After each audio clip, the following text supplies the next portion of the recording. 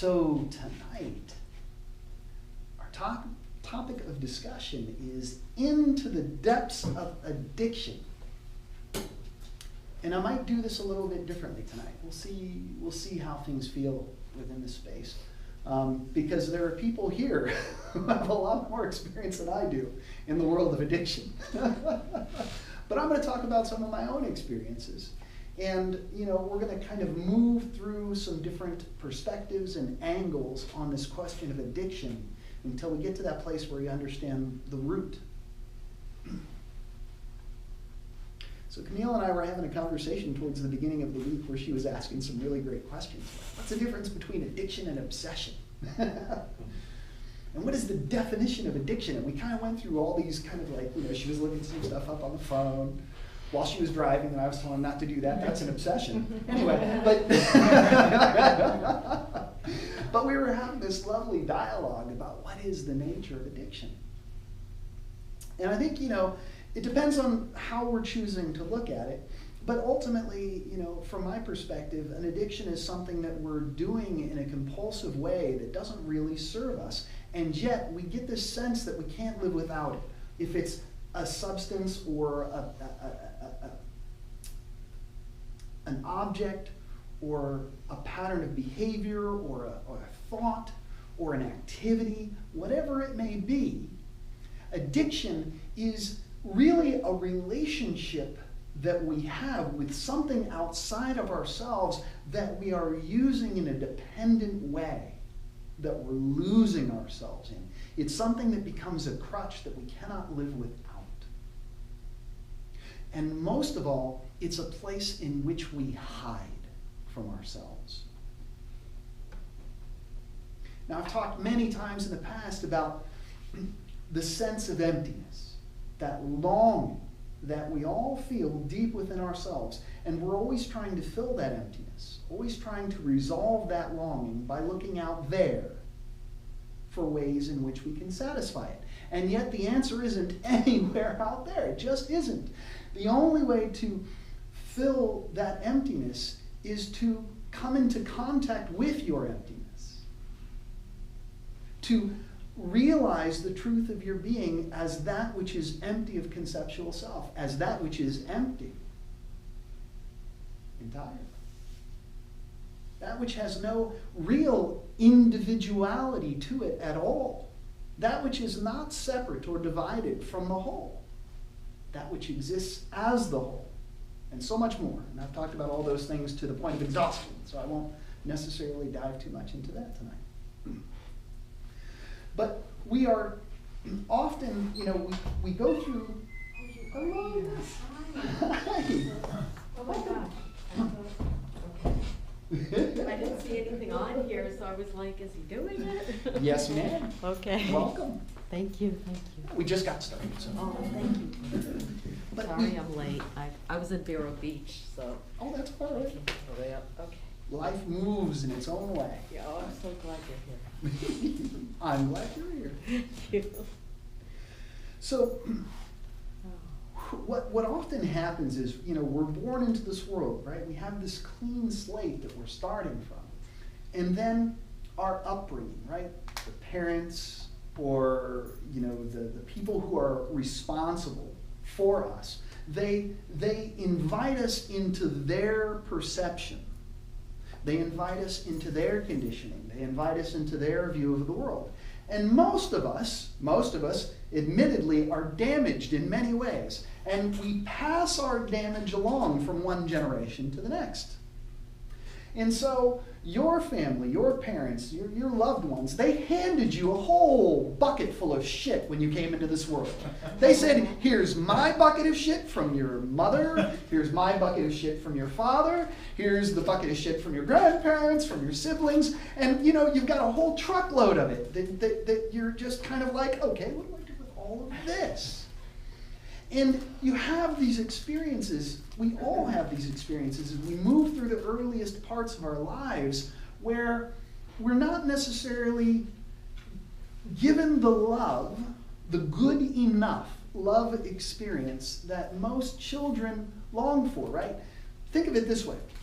You are the totality of existence crammed into form, and you come screaming into the world, wow! And it's just bright lights and movement, and nothing means anything. It's all just beautiful and new and fresh. And then, you get a little older and you start to understand words, and suddenly it's, what's this, what's this, what's this, what's this? And then suddenly you're touching this and you're told no, and then you're playing with this and you're told no, and then you're told how to be and who you are and what it's all about. And eventually all that freshness, all that innocence, all of that beauty is lost somewhere. It's lost somewhere on the way. And it's okay, because it's supposed to be that way. But there is something that's lost. And instead of being that fresh experience, that spontaneous experience of being, instead of just being, we end up conditioned into believing that we are someone. And this process has a lot of painful moments in it, a lot of tremendous difficulty. For many of us who are here in this place, many of us who have gone so far on the journey that we're willing to touch ourselves in the deepest place, in the deepest part of our being, we're here because we've seen suffering to the degree that most people in their lives don't necessarily experience suffering. And most of it is rooted somewhere in our childhoods. Most of it is somewhere back there in childhood. So there's some pain, some definition of self that has a degree of pain tied to it that we carry into our adolescence and our adulthood. And as we reach a certain age, we start to get to be 16, 17, 18, and we can go, sneak a drink or, smoke some weed with with some friends, or we can get into this or that scenario that may not be in our best interest, but hey, you know what? I'm a kid, I'm going to do what I want to do, right? We can put ourselves in all these positions, and then we reach a certain age where we're able to just do the stuff we want to do, and we don't have to answer to anybody anymore. And that's when it really starts to creep in. What do you mean there's an ABC right across the street and it only costs $5 to get plastered? I'm doing that every night. That sounds great. I mean, my day sucks. I suck. My life sucks. Let me do that. Or let me find a substance other than alcohol. Let me find something that's going to be a little more beefy, a little more meaty, that's going to give me a better high.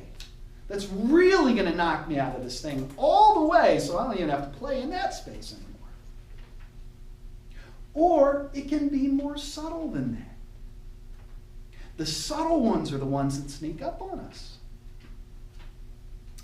In our culture today, television and video games can be and are addictions for many people. And it's no different than crawling into a bottle or a pipe. It's the same motivation to hide from the world, to find a crutch, to seek some sort of way out of the mess that we find ourselves in by looking for something out there. Now, my own experiences with addiction are more in that space, right? I've never had a problem with alcohol or drugs. I've enjoyed them, right? But they've never been anything in my life that I ever felt like I needed. It was always more of a sense of appreciation for what was available. But when it came to, for me, watching television and playing video games, that was where I hid. There's one game in particular that I spent thousands of hours playing. Thousands of hours of playing. And, when we look at, there's a relativity. There's a relativity to the nature of addiction. Somebody who was a meth addict, or not meth, but a heroin addict, would look at video game addiction and laugh at it. But many of the same qualities are present. Many of the same qualities are present. Many of the same motivators that put us in those places, and many of the ways in which we have to contend with our behavior when we leave those things behind are similar in nature. There might not be the same physiological component to it, right? The same biological process that's part of it, but most of addiction is in the mind. And so the same triggers and pressure points and pleasures and all of it. Most of that really is in the mind. And there's even more subtle still. Even more subtle still. Do we have an addiction to no. Do we have an addiction to a particular identification or belief that we hold about ourselves or that we hold about the world? Are we addicted to some conceptual notion? And that starts to cross the line into what is that difference between addiction and obsession. There isn't really much of one if the obsession rules your life. And if we're obsessed with something within ourselves that is dark, oh my goodness, what a weight to carry. If we're obsessed with our weight or our looks, if we are obsessed with regret and guilt, if we are obsessed with self-improvement, what a weight to carry. What a weight to carry. And again, as I said, these addictions, these things, these ways in which we hide for ourselves, they become more and more subtle. Most of us are very familiar with, hey, alcohol and drugs and gambling and yeah. But when we really start to think about the nature of addiction, the thing I want to get to, the root of the whole thing, is not necessarily anything out there.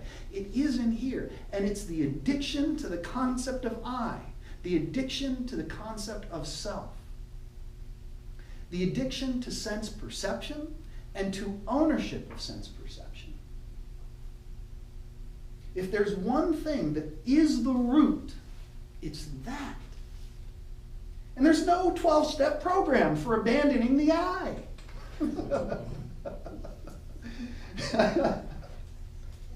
Which is, an interesting notion. But the reality is that we find what we need in order to free ourselves, and what's even more interesting is that what we may need in order to free ourselves of the illusory I is all the other stuff we've been addicted to. Maybe those of us who are on the road to true freedom had to be given something that drew us so deeply into the world in a way that we had to fight for our lives to escape it, so that we would have the strength to escape the illusory I when the time comes. Now, is that a nice notion to play with? Maybe, maybe not. Our suffering is grace, and this is the conversation we'll be having next week when we move to the Open Mind Zen Center. And I'll talk about that towards the end. But next week I'm going to talk about suffering as our greatest teacher. And the point I want to make here is that for those of us who have had experiences with addictions or are contending with obsessive compulsive, aspects of life, or whatever the case may be, perhaps there is grace in it for us. Perhaps that experience has been the fuel for the fire that burns up the me that we're holding on to. And I'm just going to let us sit with that for a moment. The most painful parts of our lives are fuel for the fire meant to burn up the illusory I.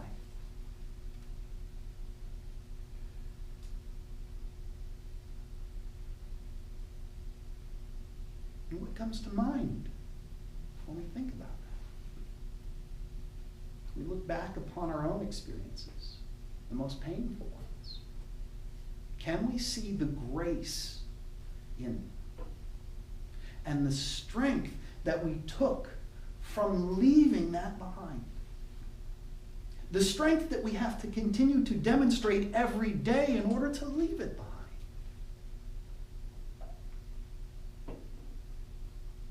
And ask, what is it preparing us for? And can what it's preparing us for be found here and now in this moment?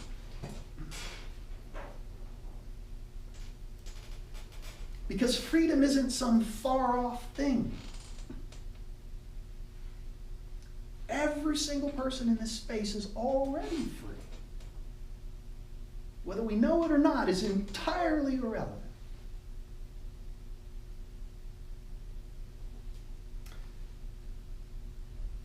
All of those ways in which we hide from ourselves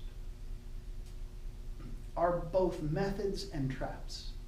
And we sit in them for as long as we need to in order to see where they take us. Chipping away a little bit here and a little bit there at the egoic idea of self.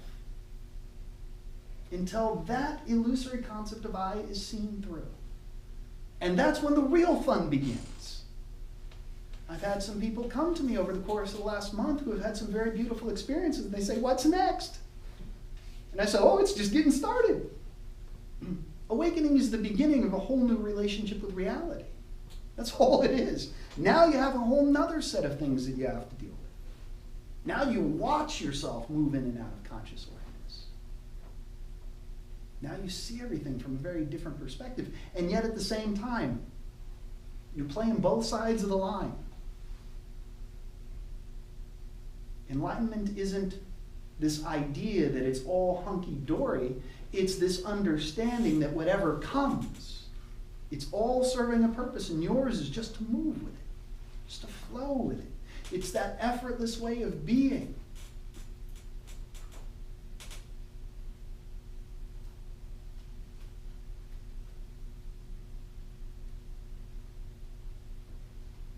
There are many different ways in which we can find ourselves addicted or obsessed with something outside of ourselves.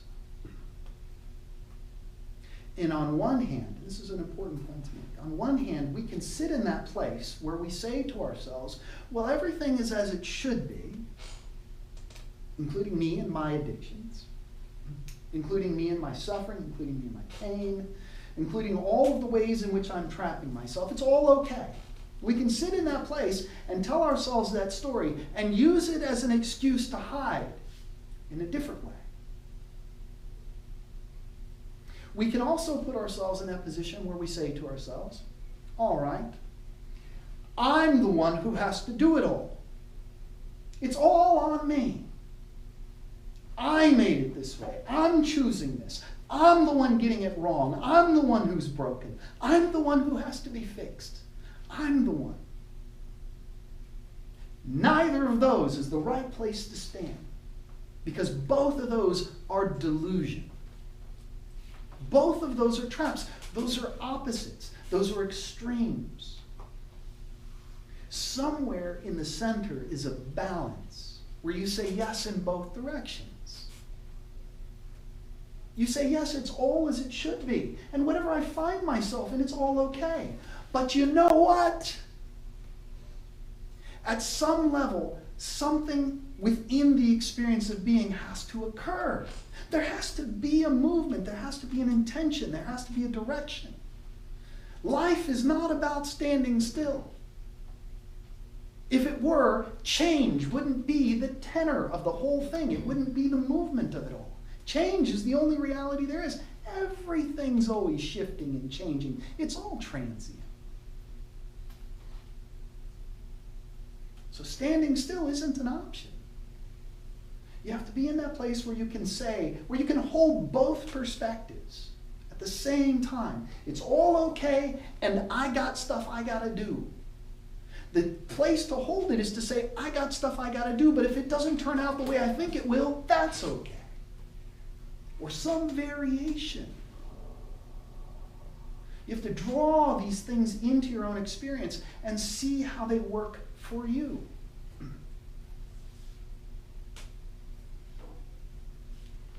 All right, so those are a few different perspectives on the nature of addiction and how we use it to hide from ourselves, the root of it all. I mean, there's so much that we can talk about in this space. But like I said, tonight I want to kind of open it up a little sooner than I usually do, because there are people in this room who work with, who've dealt with addictions in very, very demanding ways, and who have found themselves free of these things and who help other people. And I would really like to be able to generate within this space, for those who are willing, a conversation around, our own individual experiences, where they've taken us and how they've shown us where our freedom is. So I'll open it up.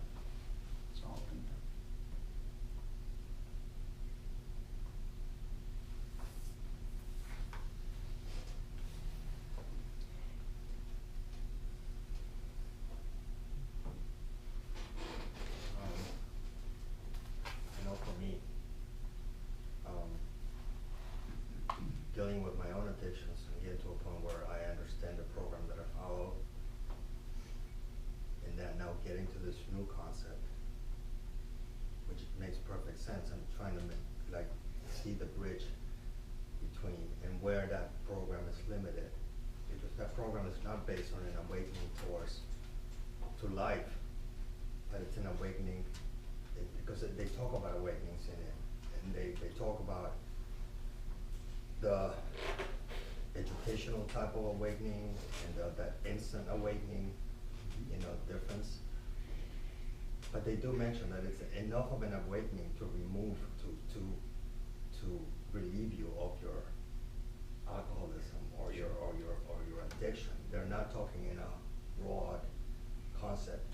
So therefore, it's like I can see where the program is attached to labeling yourself as, and then dealing with that label. Right.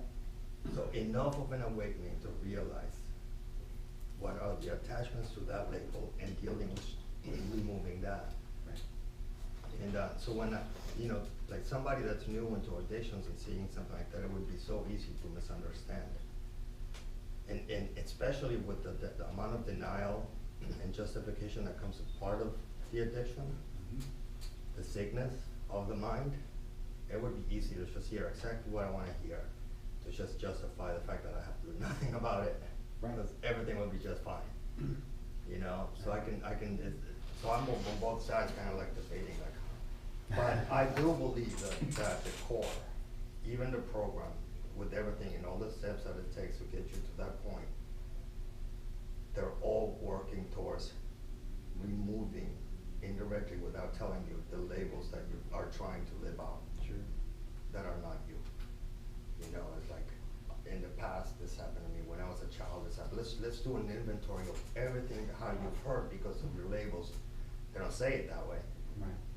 And how people have hurt you that became your labels. Right. Now let's look at all of them, let's share them, and let's get them out. Now you're aware. Now when they pop up, stay on top of it. But I feel like at that point, okay, now you're stuck with a new label. Now you know how to live better. Right. Now go ahead. Just don't do that anymore. You're relieved of your addiction. But the underlying addiction, seems to me, that is essence of self. And they share that in the program. It's the self-will, the selfishness. This I is the problem. But I think that it's limited in the sense of where it takes you to. It never talks of how to directly shed the I, except to that is the problem. Right. And when that pops up, then pray. When that pops up, then do this. When that pops up, just make sure you don't do that, because that's what you've done in the past. But not to seek how to remove, or how to get in touch with the fact that you're not that I. Right. Yeah, and I think that, so having spoken with a lot of people over the course of the last year and a half, 2 years, on subjects like this, it doesn't really matter whether we have, one of these kind of dominant addiction types or not, because we all have addictions in different ways.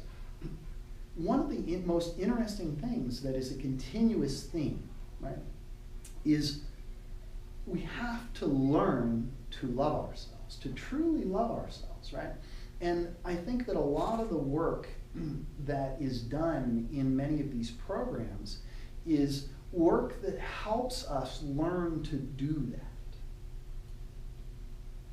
Now, it may have maybe kind of indirect in some subtle ways or not, but there are two different fundamental things that I think have to happen, especially early on in the journey, when you're just first kind of getting curious about, well, what is this? I've tried this and it didn't work, and I tried this.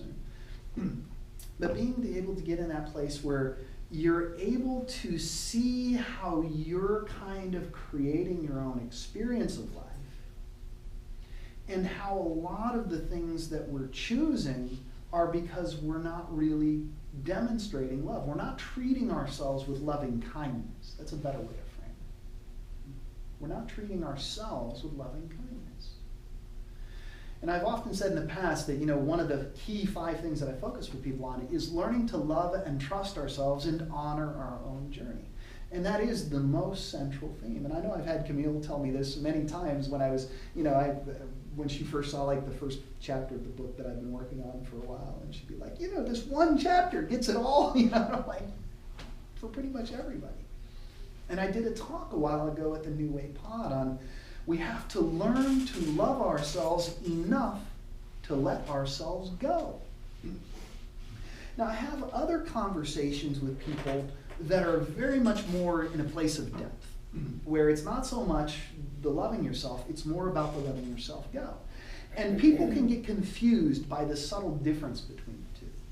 Because many times people will ask, well, what about this scenario? And I say, surrender. And they say, I'm not ready for that. I don't think I can do that. But what if they step on me? What if this happens? Surrender. Surrender to all of it. Let the world do what the world will do. And they go, I don't think I can do that. That doesn't sound like something that somebody who loves themselves would do. And I say, you're right. You have to love yourself enough to let yourself go. And if you're not ready to let go of yourself, then continue to work in your own direction with love and kindness and compassion. But there is a shift. There is a point at which you begin to recognize that there's nothing to protect. There's nothing to defend. There's nothing to hold on to. And the question we have to ask ourselves about this notion of love and kindness is this.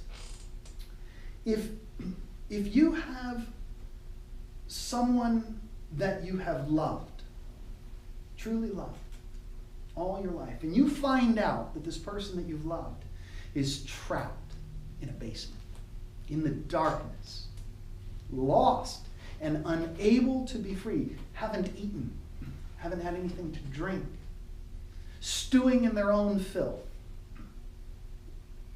clawing, bloody, broken fingernails, the skin missing from their fingertips, trying to claw their way out of this prison.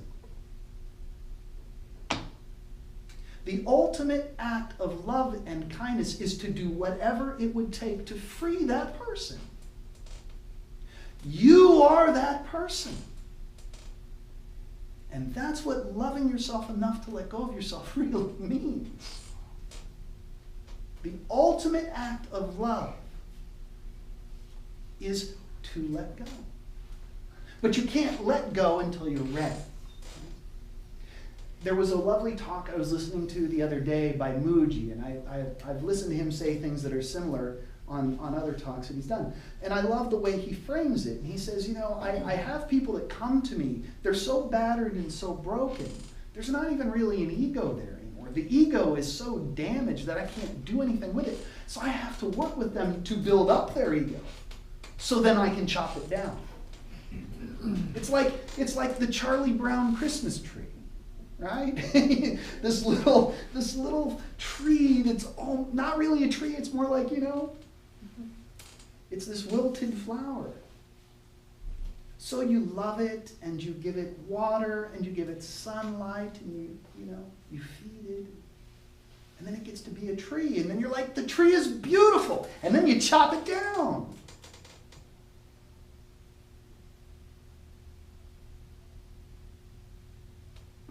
And I want to make that point because I think it's an important one in this whole notion of loving ourselves. It is treating ourselves with love and kindness, taking care of ourselves, giving ourselves those small moments of beauty. But eventually, those are things that happen internally. Those aren't things that we grab a hold of out there. In the beginning, what I often tell people is, go get a nice cup of tea. Go get a coffee. Buy that piece of art that makes your soul sing. Right? If you feel like you want a new car, go get a new car. car. You want a new house? Go get it. Fill the void with all the things that you feel that you need so that you can feel whole. But just understand that eventually you're going to realize that isn't getting you anywhere. Now the question is, how much money have you spent in that process? But it doesn't matter. It doesn't matter. If we're relying on external things to bring us happiness, and that's the way in which we're getting it, that's a necessary step. But more and more, our experience shifts from one where we're reliant upon the external world to demonstrate love and kindness for ourselves. And we begin to rely more internally on love and kindness is how we hold ourselves. It's not about the cup of tea. Whether you have a cup of tea or not is completely irrelevant. That you hold yourself in each and every moment with love and kindness and compassion. That is where we slowly begin to attune ourselves. That's what we slowly begin to attune ourselves to. Until we get to that point where we are seeing all of what's out there and all of what's in here as it really is. And then we realize, I'm in the basement. I'm trying to crawl my way out. And the ultimate act of love and kindness is to set myself free of the one who is trapped. This is a progressive journey. You don't wake up one morning and go, I'm just going to let the world step on me. If that's what you do, then you're the wilted flower. It's a process of really and truly demonstrating love for ourselves in whatever way we need to, until we get to that place where we're ready to make another transition and another transition and another transition until we leave the self behind. And however many transitions we need to make and however this presents itself, it's all perfectly fine because that is the nature of the journey. And each and every one of us have our own unique journey to take. And whether or not that includes addictions and all these other things, it's just part of it. It's all just part of it. So that loving yourself and seeing through, kind of all of our damage and all of our problems and all of our issues, they kind of go hand in hand. If you really love yourself, you have to face yourself.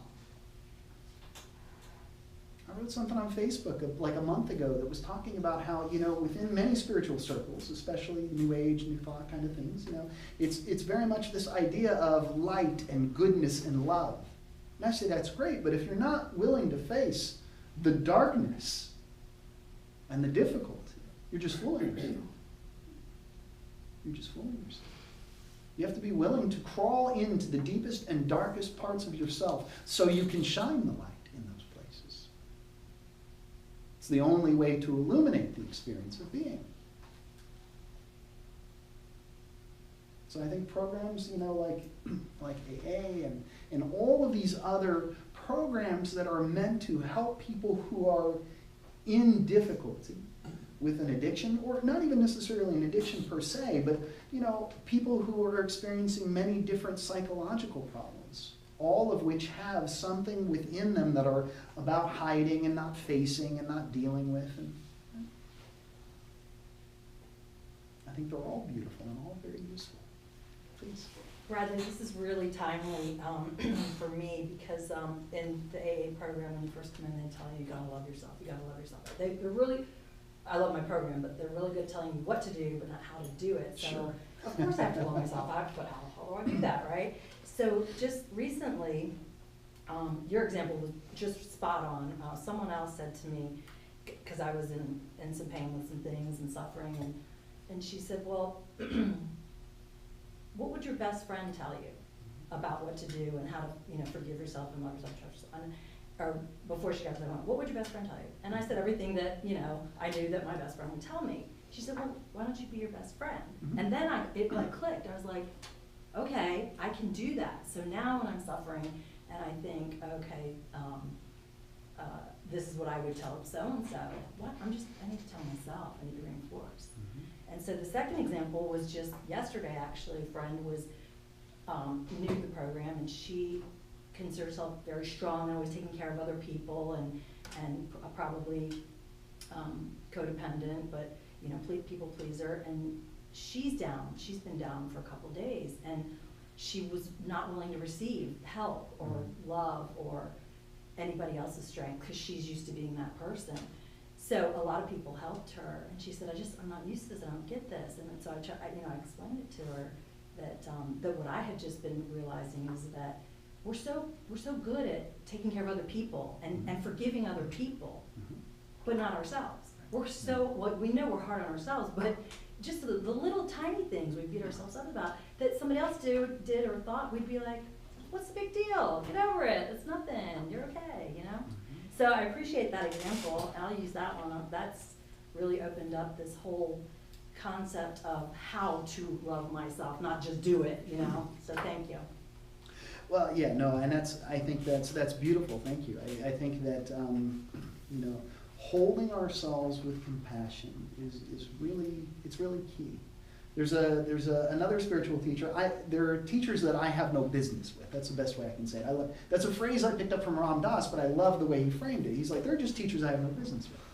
But there's a lovely teacher, his name is Matt Kahn, and he really emphasizes love. That's his shtick. That's his main thing, and he does so in a very beautiful way. You know, he's got some other things that I don't connect with, but the one thing that I took away from, let's watch maybe 2 of his talks. They were given to me as what I needed in that moment to shift in another way. And you know, the thing that he talked about, it's like the only thing I took away from all his stuff, but it's the only thing I needed from his stuff, was that being able to just like, how did he frame it?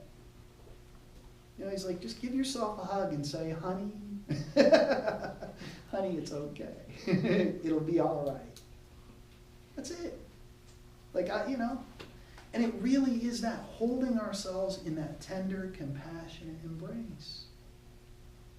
Being able to offer ourselves that spaciousness. You know, there's that line from the Bible where Jesus talks about, "O ye hypocrites, you have to remove the dust or the speck from your own eye before you can remove it from the eye of others," right? Something along those lines. And this is another lovely example of how we can understand some of what he was talking about. And it's that, you know, how can you offer true compassion, true spaciousness to other beings if you don't have it for yourself? If you're not holding yourself in that way, how can you possibly believe yourself capable of doing so for other beings?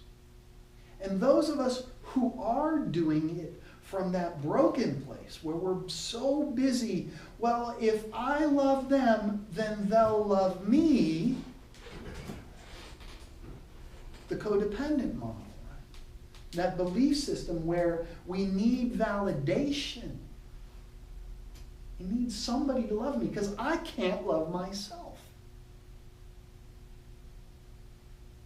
A lot of us, and we have people in our lives that we can look at and we can say, I love you, but it's over the top because you're just so busy trying to find yourself in me.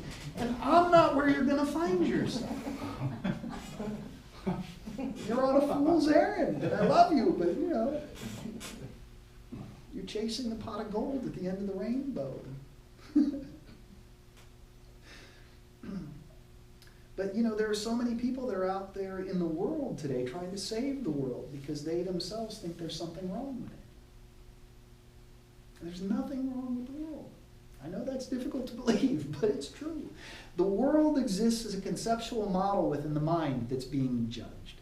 But the world itself, as it is in reality, is perfectly fine. It's moving in the direction that it needs to of its own accord, offering each and every one of us the opportunities that we need to learn to love unconditionally. To start here, to begin with ourselves, to offer ourselves that love and kindness and compassion that we're seeking out there. Because from the moment of your birth to the moment of your death, you're the only one you're going to have. And if you can't reach into that place inside yourself now, here, where it's all perfectly safe and beautiful and wonderful and easy, and you're going to wait until you're gasping for your last breath You think that's going to be the best situation in which to try to reach into that place? Or is that going to be a terrifying moment? Because there's no one there to hold you with the love and the compassion that you hid yourself from your whole life. Now, if that's what it's going to be, that's what it's going to be. But that's an unfortunate way to go. And again, keeping in mind that birth and death are just imaginary points of the experiential journey as it appears. And I've talked about that in a previous talk as well. But within the experience of being, it's important to begin to cultivate these things here, now, in this moment. This is the only moment there ever is. Going back to our conversation before we started, right? That quote by Adyashanti, ask not what is enlightenment, but rather how am I choosing to unenlighten myself in this very moment. This is all there is. The entryway into this thing called enlightenment is here. It's in this moment. You can only reach it from this moment. There is no past, there is no future. There's just this. And at a deeper level of understanding, you understand that even just this doesn't really have the texture of reality that we think it does. It's just a passing show. It's just a moment. Go ahead. Again, thank you. I'm so glad you said what you said, because I've always said that we come into this world alone and we leave alone. Well, people don't want to hear that. That's kind of, I mean, they think I'm morbid, but it's my truth. It's the truth. But it sounds really lonely, but it's true. We spend time with family and friends while we're here. But literally, even if you die in a car wreck with your husband and you're holding hands, you're really just yourself when you're leaving. And when you come in, yeah, oh, you're with your mother. Everybody's, but you're with your mother and you're coming home. Your father, no, you're alone. You're alone. And there's nothing wrong with that. So thank you. I'm not looking for validation, but I appreciate what you're saying. No, well, but maybe I am. I still have No. It brings up a wonderful opportunity to make a really important point, though. Right? First of all, there's a big difference between being alone and being lonely. Right? Because we can be alone within the experience of being, but if we understand who and what we are, we're never alone. And so therefore, we're never lonely. So you always have yourself. You always have yourself. But I would offer a challenging notion for us to play with.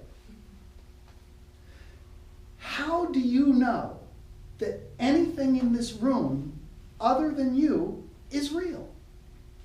How do you know? How do you know? Your experience is your experience. Can you look at anyone in this room and insert yourself in their experience? How do you know they're real? Are you alone right now? And the answer is yes, in one way. And it's important to understand that going into that deeper place, right? Going back to some previous talks, that which animates you, that which breathes life into the very essence of your being is the ageless, infinite intelligence, that loving, intelligent awareness that moves all things in the direction of its own purpose. And there's just the one. There's just that formless essence of pure being. And it is alone. But it is not lonely because of us. That's important. You are the only being in the entire universe that really exists. You. Just you. Just you. And if you spend your life investing in the idea that everything else is real and everyone else is real and you're putting all of that before your own understanding that you're the only one there is, then there's still something missing in the journey. There's still something missing in the experience. Now that doesn't mean that we have license to treat everyone like crap. I've said before, think of it very much like you're in a video game and there's a very simple set of rules. And the simple set of rules is, yeah, you're the only one here, but everything else is you too, and the only rule you have to follow is to treat everyone with love and kindness.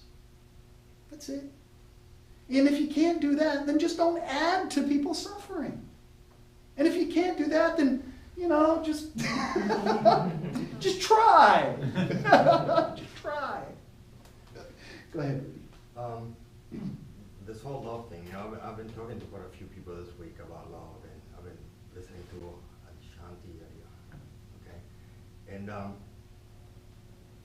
was thinking, you know, I think where I'm at right now, I think like love is almost like an awakening within itself. Mhm.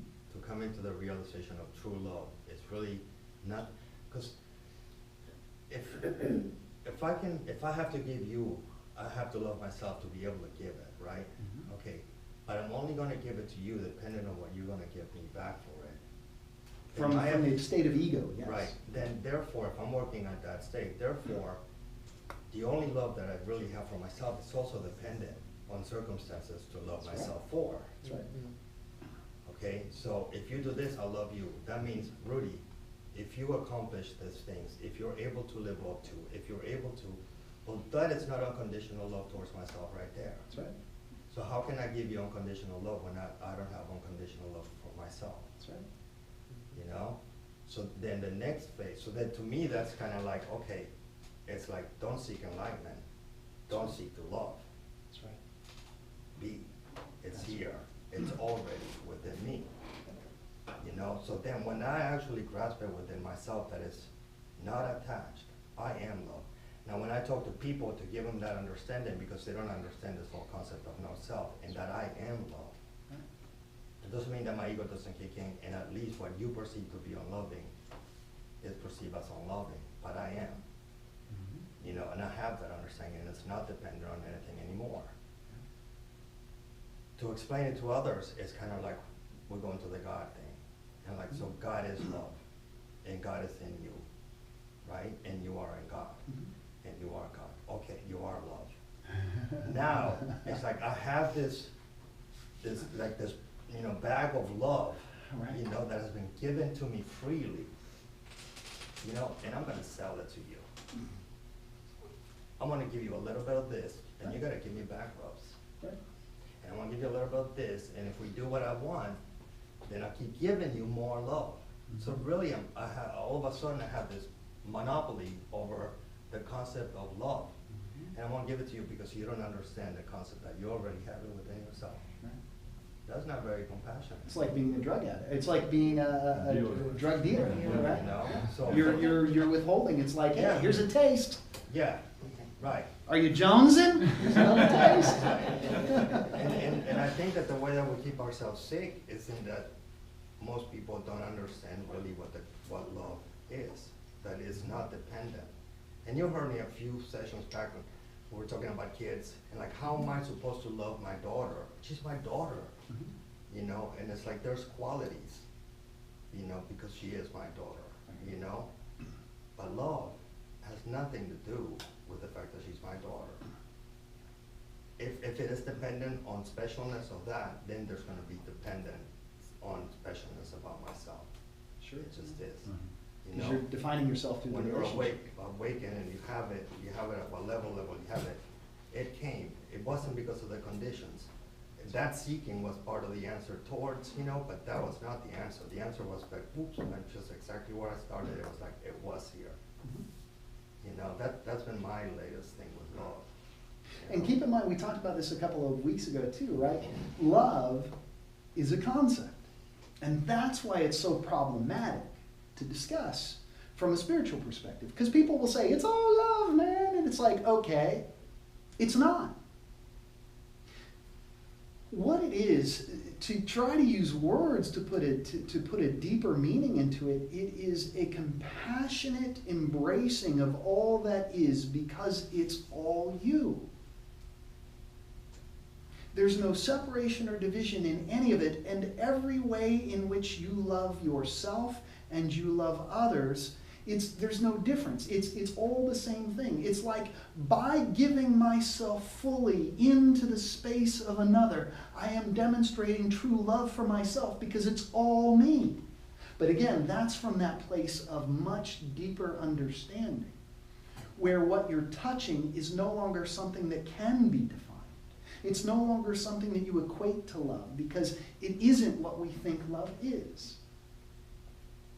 And so it's interesting in spiritual circles, right? People love, love, love, love, love. Okay, great. Just I hold that in the same way when I hear people say, "You're God." I say, "That's great. What's your definition of love? What's your definition of God?"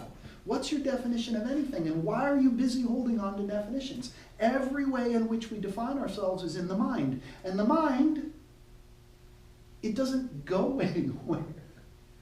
The mind is just, it's a playground of thought. And it doesn't offer us any reality.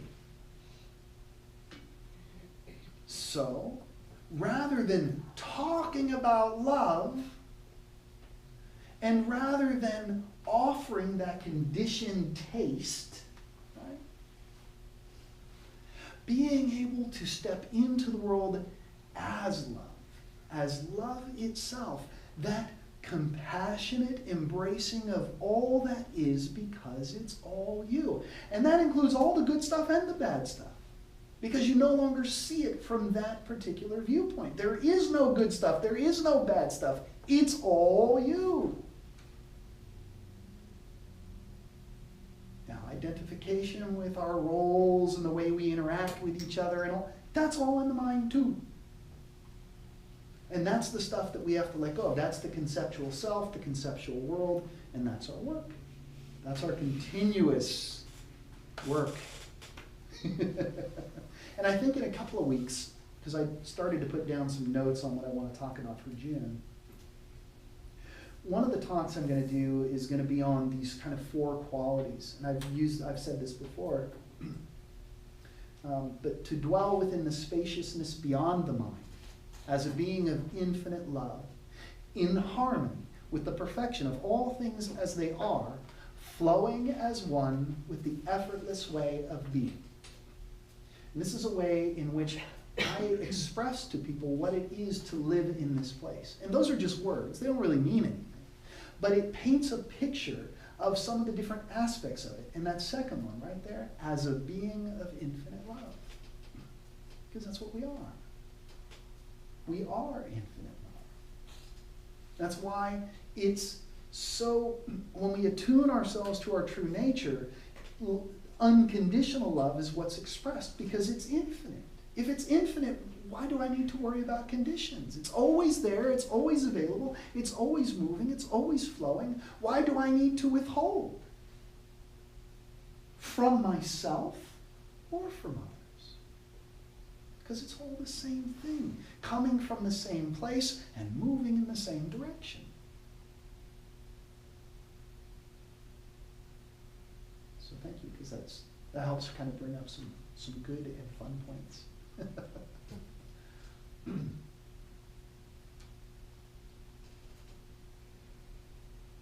What else? Because this is fun. This is a good. I'm enjoying this conversation. I just wanted to say something. You were talking about, and I do agree, to some extent, but you're talking about kind of like, as we come into this world and like our parents kind of, almost kind of like put stories into like our lives, Yeah. and I know for me, like as a recovering drug addict and alcoholic, when I haven't used or drank in 5 years, but like when I first got sober, it was like all these stories I was telling myself, and in AA, like I learned to kind of clear those out and like stop playing the victim and do the steps. I didn't want to drink or get, high anymore. But then like all these other obsessions and addictions started, like with food, shopping, other things, Right. And I just wanted to maybe touch upon, there's other theories and like studies as far as like chemicals in our brains, like dopamine and serotonin, all that stuff. Right. And that, I don't know, I've learned about, and the program talks a little bit about like the allergy and stuff, and how do you think that kind of plays in our lives? Yeah. And like how to deal with that, because I think personally, for me it's gotten a lot easier. As far as drugs and alcohol, I don't really think about that. Maybe Sure. once in a blue moon, but not really. But it's kind of a battle as far as like that obsessive like thinking with other things in my life, and I wonder if those chemicals, Mm-hmm. still play a part, or because that's hard with like the self-love thing. Yeah, no, absolutely. So there's a wonderful book called The Biology of Belief. And there are many great books in this area, but it's one that I actually read. So it's The Biology of Belief, and it talks about some of these things. And I've also done a lot of study in the area of neuroscience. And one way to understand this process is, again, kind of bringing it up into the practical. We're bringing it into a practical space, like the appearance of things. We're talking within the appearance of things. But the brain releases certain chemicals, certain neurotransmitters.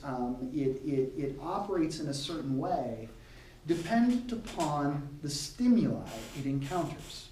So, and I've talked before about this as well, but this the idea of neuroplasticity, right? How the brain, when it's shaped in a certain way by a certain set of experiences, certain neural pathways are created. And those neural pathways reinforce each other. And a particular neural pathway might result in the release of a particular type of chemical within the brain system. So there are certain chemicals, and I don't by any means claim to know what all the different things are, but there are certain chemicals that will, activate I'm hungry, because you're bored, right? Those kinds of things. All these kinds of things are always at play, but they're always at play because of the way the mind is shaped. And so as we begin to practice mindfulness, as we begin to engage in the nature of thought, as we begin to really look deeply at our relationship with reality, we begin to break down those neural pathways. And this is what neuroplasticity demonstrates to us. You break down those old neural pathways and create new ones. And the brain itself will shift. And as a part of that process, these new chemicals and neurotransmitters and all of this, new things will start to be produced. The old stuff might shift. You might not get so much of the hard stuff. You might get more of the fun stuff. And the brain begins to feed the body in a very different way. Now, it does invite a conversation about what comes first, the chicken or the egg, right? Because, if I'm reacting to a stimuli from a negative perspective, is it because there's already stuff going on here? Or is it, so it invites that conversation. But the reality is not necessarily so much about how did we arrive at this place. It's more about what can I do now to move myself forward. And so, one of the things I've shared with people is, if you're an example, if we're the kind of person that stands in front of the mirror every morning and go, I'm ugly, right? There's this sadness, and we have that relationship with ourselves, and we're getting a chemical high out of injuring ourselves, because that's the way the brain is shaped, and that's what's being released, and that's what we're used to. We've developed a chemical dependency upon those particular neural states. We've developed an addiction with those states of mind, with those states of being. We identify with them so heavily that we're like, I need to go feel bad for a little while because it's time for me to have my bad time. I need my bad time so I can feel good. What the hell is that? But we do that, right? So to stand in front of the mirror and be able to create a new relationship with the image of self, to be able to say to ourselves, I am beautiful.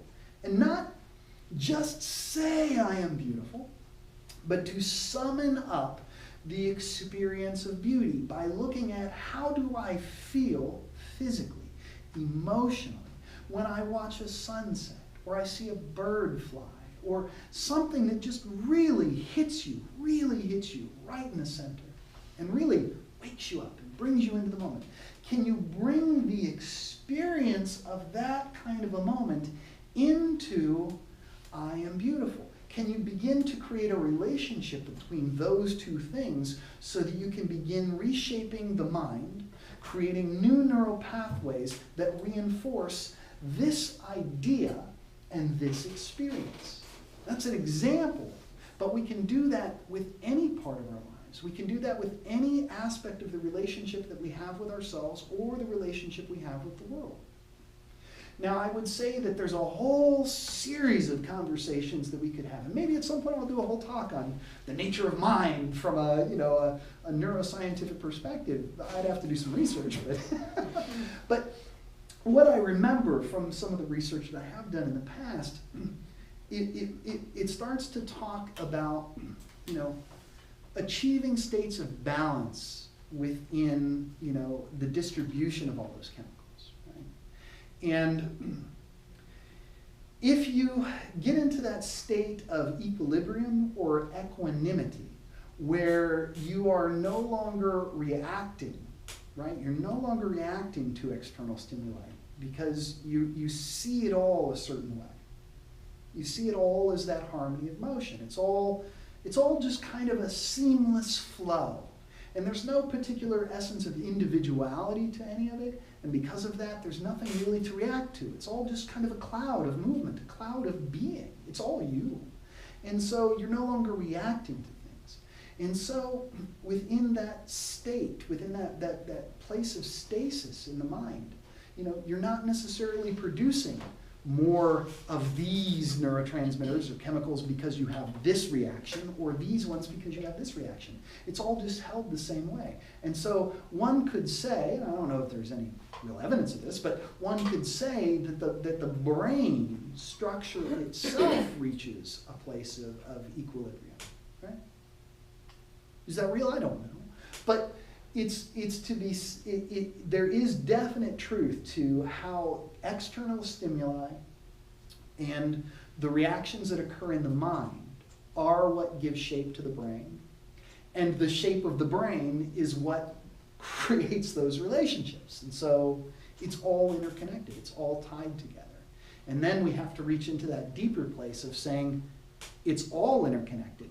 There's not really an I or a body or a brain having an experience. There is the movement, there is the flow of pure being, shifting dynamically, energetically, through form and through what is formless, through all of it, just experiencing and expressing itself. And that's a whole different place to be. But, the brain is the steering wheel. The brain is the steering wheel of divine consciousness. And you're being moved in the direction you need to be moved in by having all of these experiences until we get to that place where all the experiences just kind of reach that plateau of equanimity. They all come to rest in the same way, regardless of what the experience may be. So I don't know if that's helpful, but that's some of the stuff that comes to mind. I mean, there's a lot of really interesting work in neuroscience. And not just from neuroscience, but also, philosophy, both modern philosophy and ancient philosophy, that gets into some of these questions. And it's all quite beautiful. And it's just a question of what angle we want to look at the issue from. Ultimately, it's about our experience. And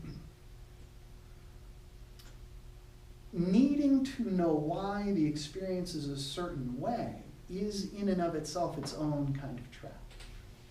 Eventually we reach a point within that equilibrium, within that state of equanimity, where we no longer need to know.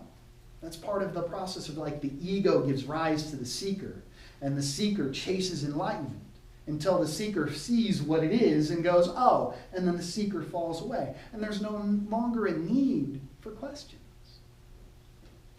When you're able to say, I don't know, and I'm okay with not knowing, you have begun to reach into the essence of wisdom. To say I don't know is the beginning of true wisdom. To say I don't need to know is the true beginning of faith. And being okay with it all, and not getting caught in stories about it all, is the beginning of life.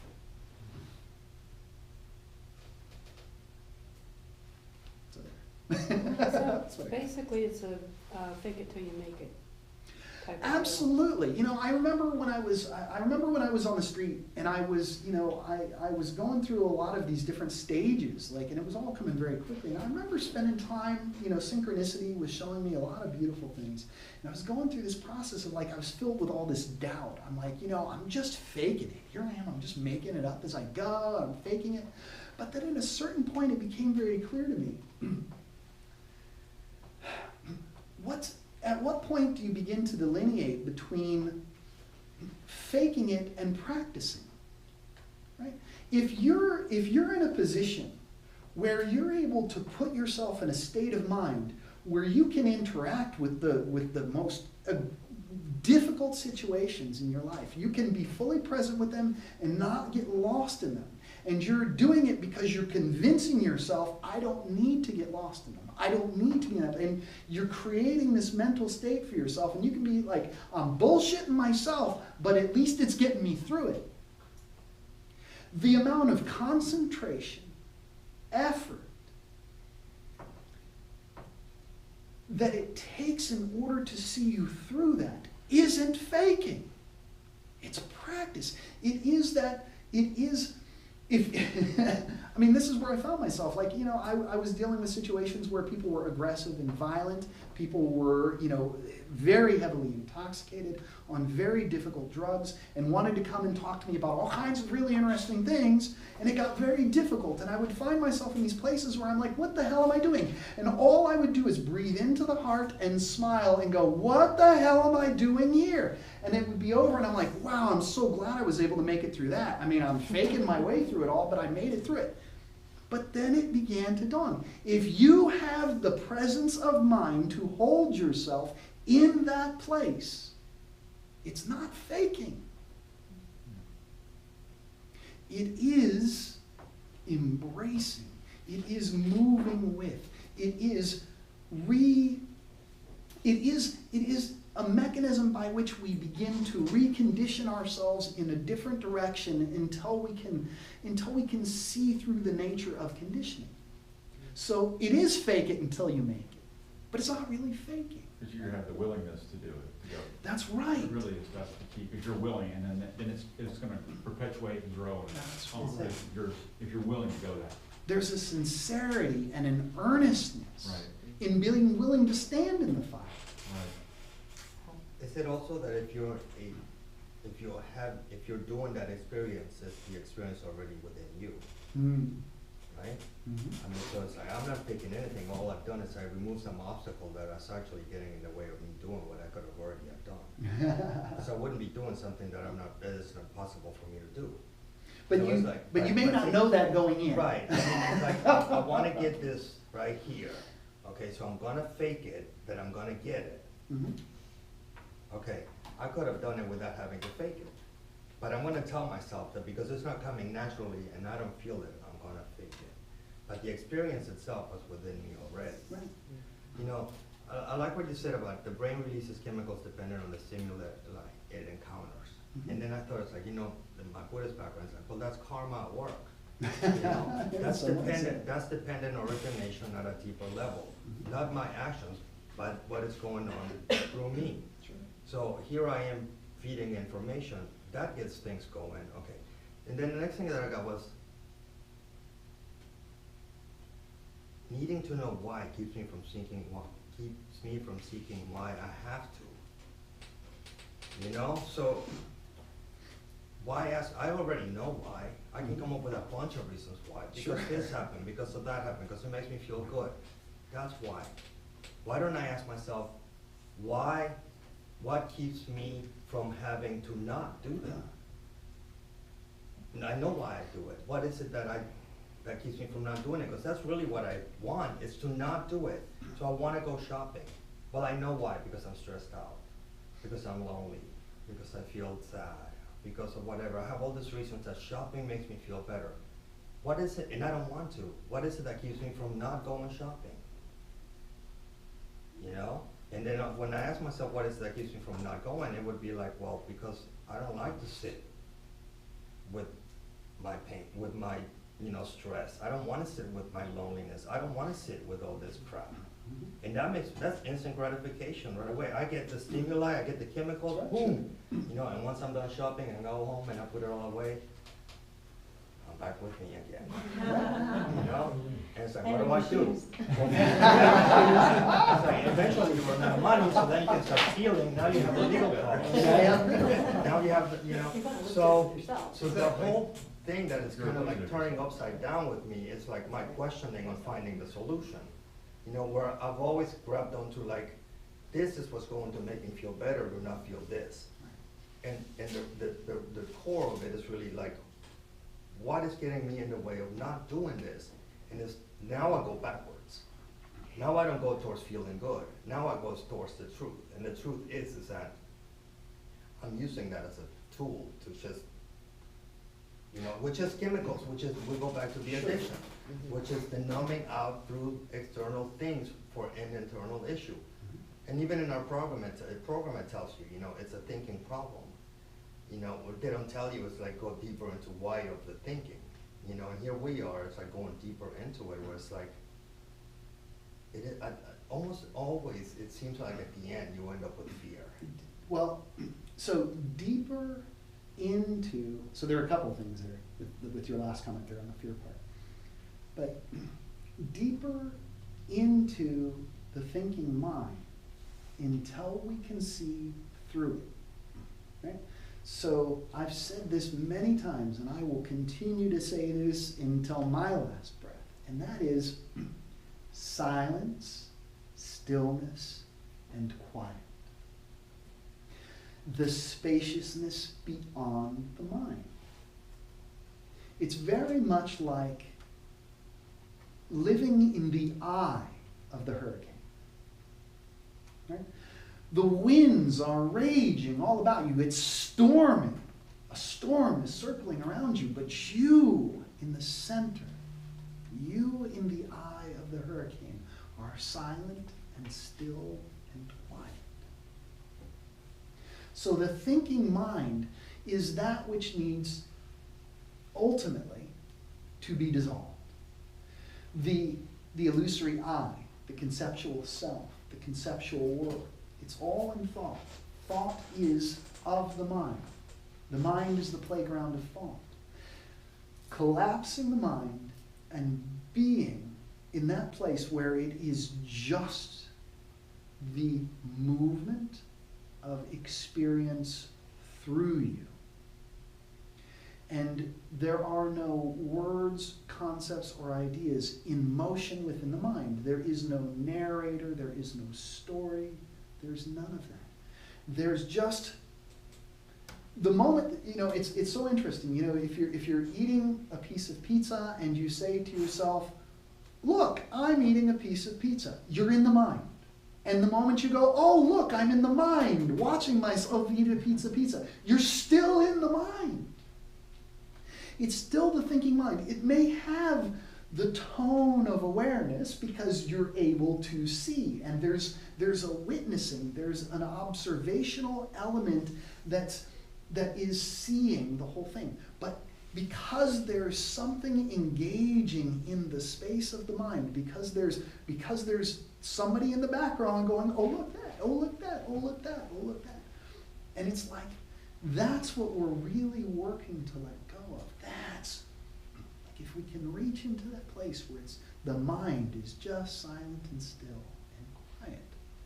Let the world do what the world's going to do. And you know, it's like you're just walking along and you're like, oh look, I'm shopping. But it's not the mind saying, oh, look, I'm shopping. It's the experience of your feet moving in this direction. It's the experience of you reaching out to the rack. It's the experience of you handing over money. It's that, but without the narration. That's where we're going. That's what we're reaching for. That's what we're reaching towards. And the fear thing is a really interesting one, because the two primary movements within egoic consciousness are desire and fear. Desire and fear. Those are the two primary movements within egoic consciousness. And the chipping away of desire and the chipping away of fear is necessary because ultimately what we're fearing has to do with our identification with self. And we're being exposed to fear over and over and over and over again in significant ways and insignificant ways, in big ways and in small ways, so that when we reach that final stage where we're surrendering the concept of self, we're doing so without fear. Surrender cannot be entered into from a place of fear. It can't be.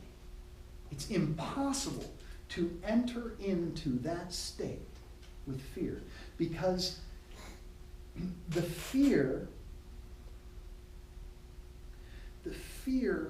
is coming from the ego. I know that's one of the things that I've trained with for a while, is that any time I find fear, I laugh at it because I go, oh, there you are again.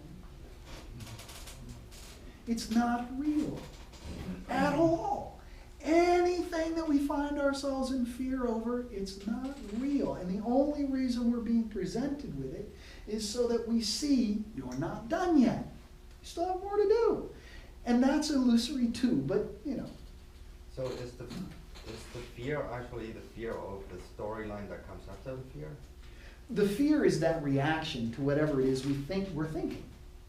The fear is something that arises. I mean, we've talked about this before where, you might be going along and, living your life and something happens and you react to what's happening and you have this emotional fear, this kind of responsive quality of fear, which is really like, the body response and all of that, or something is triggered in the mind and, you may see something a certain way and assign a story or a value or a meaning to it, and you're reacting from your relationship to the story, not to what you're actually experiencing.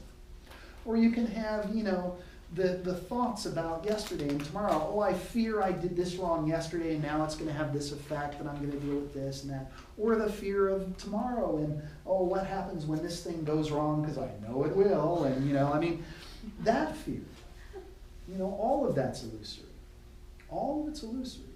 Those two states, the two states of fear are really, that kind of immediate reactionary thing. Like I had somebody like cut me off today and I was like, what? And you just watch, like I watch, and the whole, like there's a sensation of warmth and energy and weirdness that comes up from that emotional bodily response to a physical threat. And I'm like, well, that's cool. Like, that's cool. Like, woohoo! But then, like I'm trying to deal with, a personal issue that has to do with, something from when I was going through my own awakening. And, it could have the essence of fear, but every time I see it, I laugh at it. Because it isn't real and because I know that I'm always being given everything that I need. Always. Everything that I need. There's nothing to fear. For multiple reasons. One is, fear isn't real. 2 is, you're not real. 3 is, it's all happening. And 4 is, it's not happening to you. It's not personal. What is fear if there's no person in it?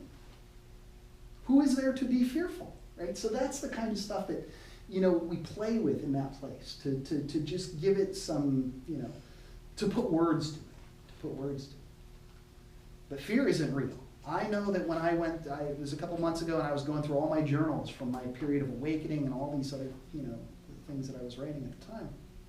And I have over and over and over again, fear's not real, don't fear, let go of fear. Fear isn't, and they're highlighted and circled and, underlined and asterisked and, that was like the main message that was coming through over and over and over again. That and the other comment that you made, just be. Just be. Which is ultimately what the real message is. Let go of fear and desire and just be. Just be. Just.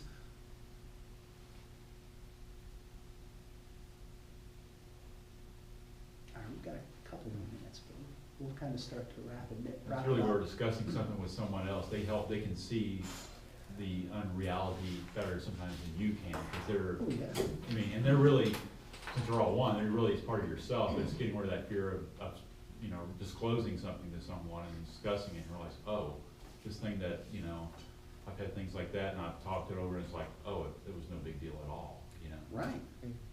Yeah. I did something at work that was a while back and I was all like nervous about it and I called my boss and he's like, oh, it's no big deal. No, often we're telling and ourselves same a with the story. personal thing in relationships, it's the same thing, when you hold that in your mind, ego, and then it's all these crazy things, but it's like, oh. Not even that, again, it comes down to, ultimately the fake it until you make it kind of thing, right? We have to play with things to see what works, and each and everything we play with may only work for a while, but if it moves us even just an inch forward, then by all means grab it and run with it for as far forward as you can go. And if one of those things is to be able to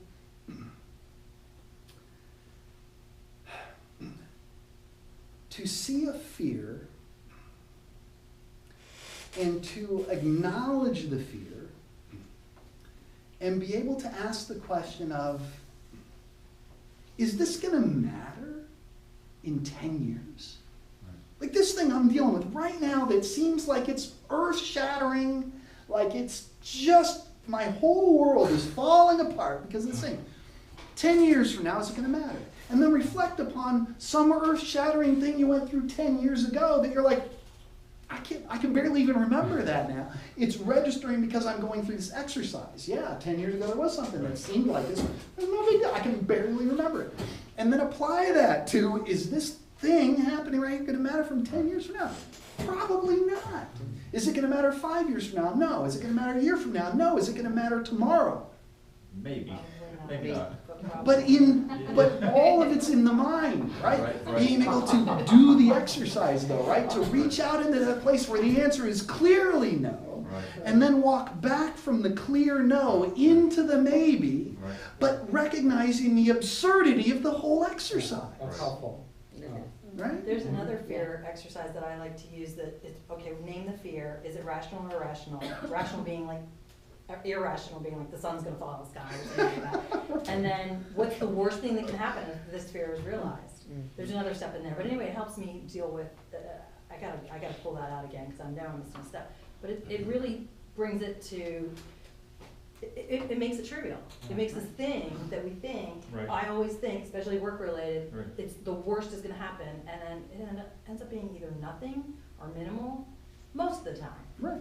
You know, you know before you dwell on it in your head if it's Right. gonna be really, really bad, and there are gonna be consequences, but yeah, those fear exercises are good, I like them. I like They them. are, and if they help bring us a sense of peace and freedom and comfort, then working with those things, you're still going to get what you need. You're still going to get what you need. If that's going to work, it's going to work. If it's not going to work, it's not going to work. It doesn't matter. But it's part of that going back to the willingness, going back to the earnestness and the sincerity and the desire to be free beyond all other desires, right? That is the thing that will drive us. That's the essence of the seeker, right? The one that is willing to go into all these places, to play with all these things, and to see where they lead. Ultimately, they all fail us into ourselves, and this is all that we're left with. But we have to go through all of these things experientially. You can't read it in a book, you can't hear it spoken, you can't talk to anybody about it. You can hear the words, but until you experience it for yourself, they don't have the same oomph. They don't have the same meaning. They don't have the same power. I have a little different perspective. Sure.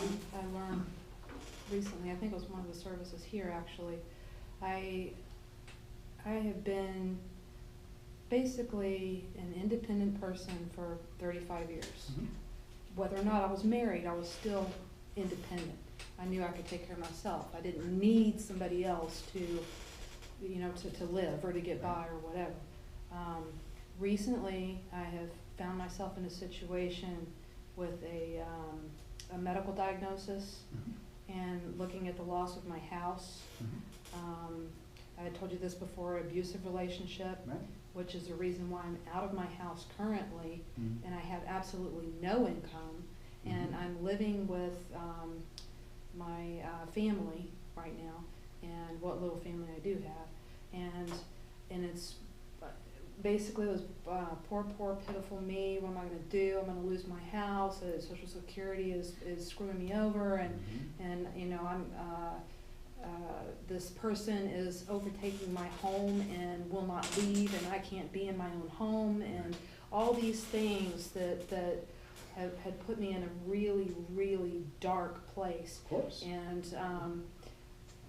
what was said, it was quite profound. It was like, we are where we are supposed to be at any given moment. And that place may not be for you. That's right. It may be because others in this situation, which one was my son, Mhm. that I was living with, he was going through some issues, some turmoil. Mhm. So I was able to talk to him, and he even looked at his clock and said, wow, we spoke for almost an hour and a half. He's 32. And he's going on a journey. He left the area. He's gonna be moving to Colorado, brand new everything.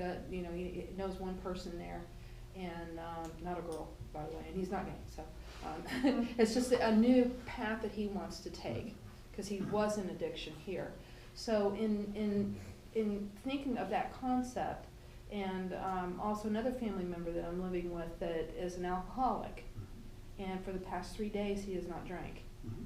And part of it was my son, talking to him before he left, but it was like, okay, here I am, and it really kind of completely shifted my perspective on, I wouldn't come out of the room, I just wanted to sleep all day, extremely depressed. Sure. And when my daughter didn't really drag me here, but she I had been coming to Unity and wanted to come because I needed to get around more positive people and environment. And it's really truly amazing the shift of my perspective and how it impacted the entire household. Mhm. And there are 3, 4, there are 5, 6 of us living in the house Sure. when my son left. Now there's 5 of us. And it's not, it's kind of cramped quarters, but still, it's lighter. Mhm. And it was a revelation for me to get myself out of myself and my poor pitiful me, and then beat myself up. Well, I put myself here because I allowed this guy to move into my house and to take over my life, and the mistakes that I've made in my life that have put me where they are, where I am. But then again, we are where we're supposed to be at any given time. So there's an important thing there though. So, and I would suggest that maybe we take it offline, because what I'm going to say might be a little challenging, right? Again, going back to the understanding, you're the only one here, right? Sometimes we need to be in our difficulty. Sometimes we need to be in our pain. And if we start looking for an escape route, if we start saying, you know what, it isn't about me, it's about this over here, this over here, this over here, and we're not allowing ourselves to be in it because we're trying to shift it into an outward direction, we can be doing ourselves a disservice. I'm not saying that what was said isn't true, because we are always where we need to be. But within the same vein of that understanding is, you're the only one here. And if there are things happening in your life, and you yourself are still not a fully realized being, whatever that means, but if we're still suffering in difficulty, and we're still connected with our egoic identity, and we're still living in suffering and difficulty and pain, then we haven't made it yet. So, we are being presented with the things that we need to free ourselves. And once we have been freed, once the speck has been removed from your own eye, then you can see the outward movement of things. But the inward movement has to be fully experienced. And many times in environments such as this, where positivity is the message, right? We're doing ourselves a disservice, because it's almost like if you have a friend who's like, I just broke up with this guy, and he was doing all this really terrible stuff to me, and it was really bad, and they're like in that pain. A really good friend would be, wow, you need to go and sit with that. You should really go and look deeply at all of the things that were going on with that, so you can learn from it. But we don't do that in this society. What we do is we say, let's go shopping and get some ice cream. I'll make you feel better. I'll make you feel better. Now, if that's the way things move, that's the way they move. But what we're really doing is distracting ourselves with the message we want to hear, instead of being fully present with what we need to go through. I'm not saying that's necessarily where you are. I'm just saying that whenever we hear a story that really appeals to us and really helps get us, oh, look, I can move in this direction and it'll all be easier. Sometimes it's not necessarily the right direction. I'm not saying whether it is or not. I'm just saying we have to be cognizant of the play of things. And that the easy answers usually aren't leading us into truth. The easy answers are usually serving to distract us from what is true. So just keep that in mind. So that's why I said, at some point, we can get together maybe and talk a little bit more about some of that. Maybe at some point, just, I can always do it, but just take responsibility of how I feel, if it's just that, I mean, Yeah. I get upset with people all the time, so. But I'm talking to myself now, so. Right. But, just trying to take responsibility of, maybe I can't control, I can control my reaction or something. Maybe that's an initial step, to perhaps try. I just want to say, sometimes I feel like,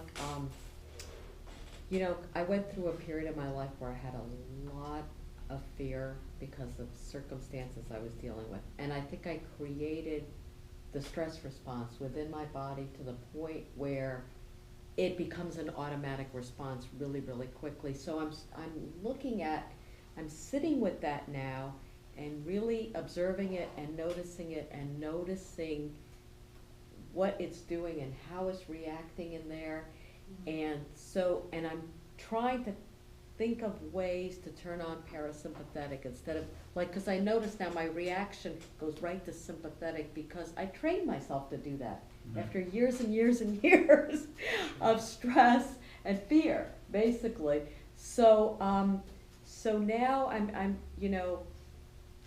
I agree with you totally that the silence is so critical because the silence completely relaxes the body. And so I've been doing that more and walking, yoga, whatever, sitting in a sauna, whatever it takes, because the body has this memory of instantly going back to that stress point, like over and over and over and over, and it's relentless, which I guess is part of the ego, or I'm not sure how that is actually tied in with what the body is doing. Can you speak a little bit about that, or what do you, I'm just curious. Yeah, I think, it's part of that relationship with yesterday and tomorrow, and the way in which we hold ourselves. Right. And it's partly being trapped in